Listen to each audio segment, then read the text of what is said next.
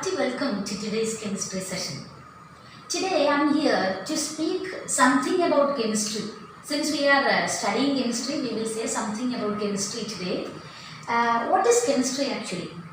In a neutral sense, if we say chemistry is the emotional or psychological stand of a person. We speak about chemistry of a particular person or chemistry of a particular thing. We say that it's an emotional or psychological stand of a person. How a person behaves, how he reacts to situations. All these things related with his or her chemistry. Or what is the vibe that particular person gives out. Because we say chemistry of that two people goes along so they can be friends. So chemistry means it's what is that actual vibes or what kind of an aura that particular person brings out. That is also can be called as chemistry.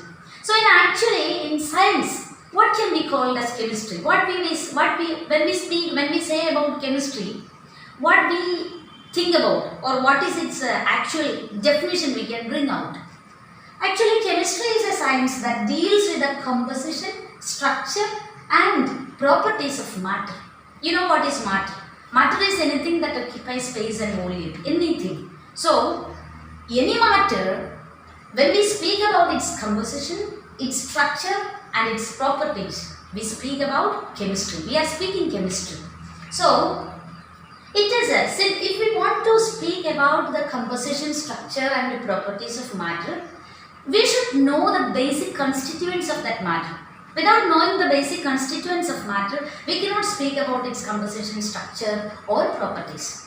So, what are the basic constituents of matter? When we speak about it in a raw sense, we can say it as atoms and molecules. So, we can say chemistry is also the science of atoms and molecules and its reactions. So, in a common sense, when we speak about chemistry, chemistry is a science of atoms and molecules and its various reactions shown by atoms. So what can be explained? We say whenever we study about an element or a compound, we will speak about the first thing what we speak about that particular element in chemistry is its physical properties and chemical properties. Rather than physical properties, we are much concerned about the chemical properties. What are the chemical properties in a particular situation or when dealing with another element or compound, how it reacts, that is the chemical property. That is why when the chemistry, actually a human being or a person's emotional or psychological stand and the reactions of elements and compounds are very much comparable because people react according to the situations and people react according to their nature. In the same way, atoms or molecules or compounds involve in reactions according to the situations or circumstances we provide or according to with which it comes across. So the reaction varies. So we are studying about the chemical properties, actually the reactions of atoms or molecules. Okay. So that is why it is closely related.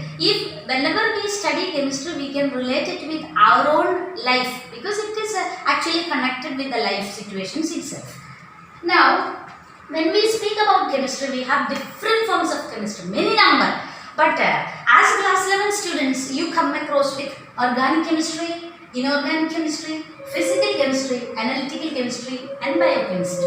So what are they? We'll look into it just to take a glance. That's organic chemistry deals with the chemistry of carbons, carbon atoms, its a reaction with different elements and that deals as a whole, it deals with the chemistry of carbons. You know what is the speciality of carbon? You have learned it in 10th standard because carbon is so unique.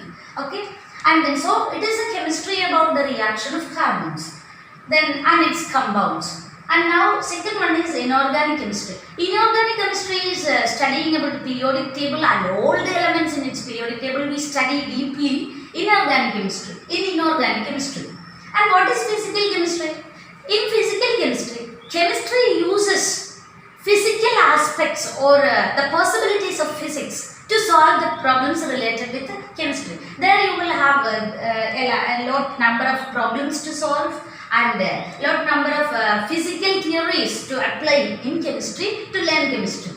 And then comes analytical chemistry. What is analytical chemistry? It's all about analyzing anything. Analytical chemistry you will come across in your chemistry lab. You will do like your volumetric analysis, that is analytical chemistry. Your salt analysis, that is analytical chemistry. And your investigatory projects, all this comes under analytical chemistry. Analyzing different aspects of things, different aspects of matter. That is analytical chemistry.